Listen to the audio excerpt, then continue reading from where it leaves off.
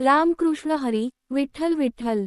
भाविक हो, माणूस रोज देव शोधत फिरतो, कुठे मंदिरात, कुठे तीर्थक्षेत्रात, कुठे डोंगरावर.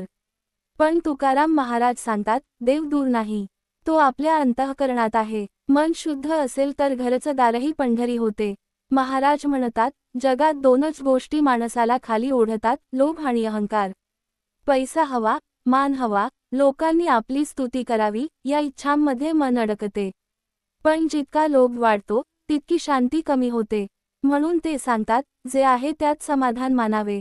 समाधानातच खरा आनंद आहे. तुकाराम महाराजांनी आयुष्यात खूप संकटे पाहिली.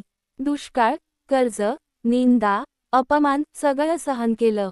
पण त्यांनी विठ्ठलाचं नाम सोडलं नाही. ते म्हणायचे, संकट हे परीक्षा आहे, शिक्षा नाही. जसं सोनं अग्नीत तावून सुलाखून शुद्ध होतं, तसं भक्त संकटांतून अधिक तेजस्वी होतो.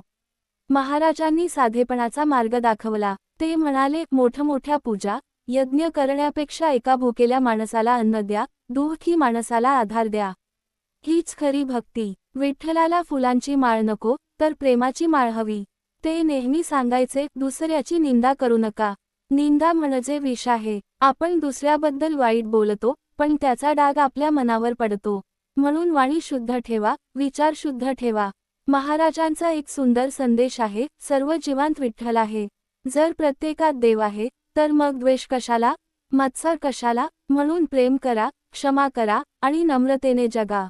भाविकांनो, जीवन फार मोठं नाही. श्वास कधी थांबेल सांगता येत नाही. म्हणून आजच नाम घ्या, आजच चांगले कर्म करा. तुका म्हणे, देह नश्वर आहे, नाम अमर आहे. जय हरी विठ्ठल.